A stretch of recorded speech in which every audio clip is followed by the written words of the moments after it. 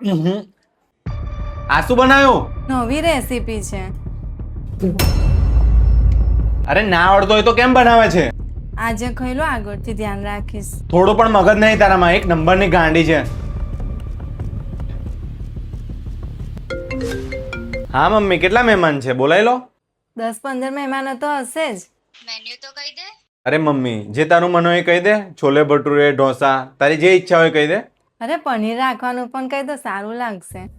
લે તું જ વાત કર લે. જ્યારે બી ફોન પર વાત કરતા હોય પાછળથી ટોક ટોક કરે છે. ડોબ્બી સાલી, એક નંબરની ગાંડી.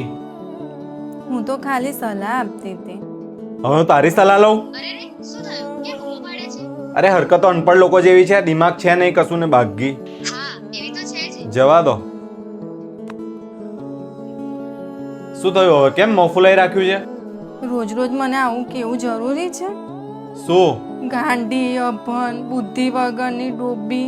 એકલામાં તો કહેતા જ હતા, હવે મમ્મી સામે પણ ચાલુ કરી દીધું. અરે શું તું પણ, આ બધું નીકળી જાય મોંમાંથી મજાક મજાકમાં. આવી બધી વાતોનું ખોટું ના લગાડીશ.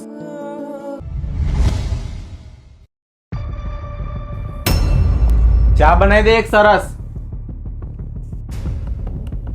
મોજા કેમ આવી રીતે ફેંક્યા? અનપઢ લોકો કરે આવું. ચૂપચાપ મોજા ઉઠાઈને એની જગ્યા પર મૂક. શું કીધું? બેરો પણ થઈ ગયો હવે. મેં કીધું મોજા ઉઠાઈને એની જગ્યા પર મૂક. ડોબ્બો ને ડોબ્બો જ રહેશે આ. આ શું રીત છે વાત કરવાની? અરે ખોટું કેમ લાગે છે? હું તો મજાક કરતી હતી. ના બોલીશ, તારા મોંથી સારું નહીં લાગતું આ. મને પણ તમારા મોઢેથી આ બધું સાંભળવું સારું નથી લાગતું. હવે ખબર પડી કેટલું ખરાબ લાગે છે આ બધી વાતો સાંભળવી, એ પણ આટલા ટાઈમથી. શબ્દો એવા બોલો કે જે પોતાના માટે પણ સાંભળી શકો.